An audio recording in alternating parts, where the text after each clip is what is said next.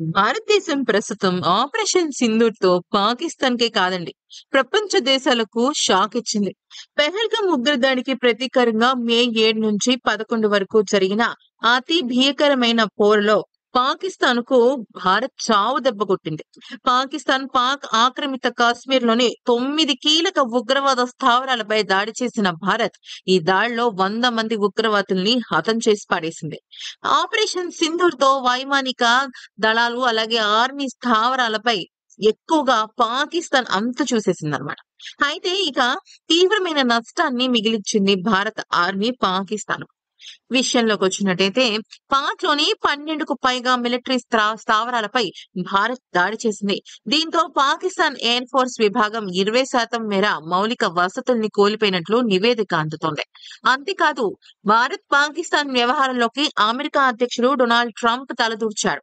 అయితే అంతకు మునుపు వాళ్ళ ఉపాధ్యక్షుడైన జేడీ వాన్స్ మాత్రం యుద్ధం మీ ఇద్దరి మధ్య, మాకేం సంబంధం లేదు, మమ్మల్ని ఇన్వాల్వ్ చేయకండి, యుద్ధాన్ని మేము ఎప్పుడు ఎంకరేజ్ చేయమంటూ ఇక్కడ చిలుక పలుకులు పలికిన జేడీ వాన్స్ ఇప్పుడు మాత్రం ఇరు దేశాల కాల్పుల విరమణకి అంగీకారం ఒప్పుకున్నాయి అంటూ సామాజిక మాధ్యమాలలో అంటే ఎక్స్ వేదికగా పేర్కొన్నారు. ఇద్దరి అధ్యక్షులకి కూడా కామన్ సెన్స్ ఉంటుంది కాబట్టే ఇదంతా చేశారు అంటూ కొద్దిగా ట్రంప్ శృతి మించి మాట్లాడాడు.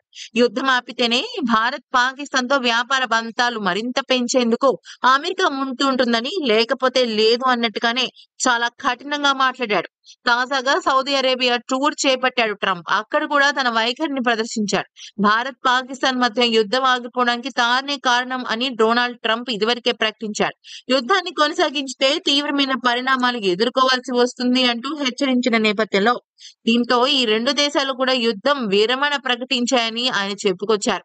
ఇలాగా మీడియా కాన్ఫరెన్స్ పెట్టిన ప్రతిసారి ట్రంప్ ఇదే ప్రస్తావన తీసుకొస్తున్నాడు. అయితే ట్రంప్ కి మాత్రం ఈ రోజు ప్రధానమంత్రి మోదీ మన భారత ప్రభుత్వం గట్టి షాక్ ఇచ్చింది. ఎందుకనంటే ట్రంప్ వైఖరిపై భారత్ ప్రస్తుతం మొన్నటి వరకు మౌనంగా ఉంటూ వస్తోంది.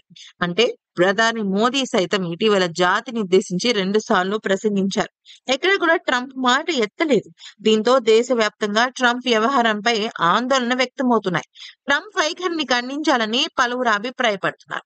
ఇదే విషయంపై భారత విదేశాంగ శాఖ అధికార ప్రతినిధి రణధీర్ జైస్వాల్ మాట్లాడుతూ భారత్ దాడిని తట్టుకోగలేకనే పాకిస్తాన్ కాడబేరానికి వచ్చిందని అన్నారు. పాక్ ఆక్రమిత కాశ్మీర్ ను తమకు అప్పగించడమే పాకిస్తాన్ ముందు ఉన్న ఏకైక జవాబు అంటూ భారత్ తేల్చి చెప్తోందంటూ పేర్కొన్నారు.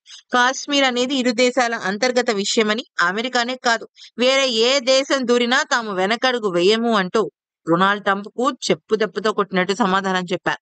వందల ఏళ్ల కాశ్మీర్ సమస్యకు తాము సమాధానం చెప్తాము అంటూ ట్రంప్ చేసిన వ్యాఖ్యలకు ఈ రకంగా భారత్ అయితే రివర్స్ కౌంటర్ ఇచ్చింది. అంతేకాకుండా అమెరికా వాణిజ్య పరంగా చర్చలు కూడా కొద్ది రోజు బ్రేక్ ఇవ్వాలన్న ఆలోచనలో ఉన్నట్టు సమాచారం.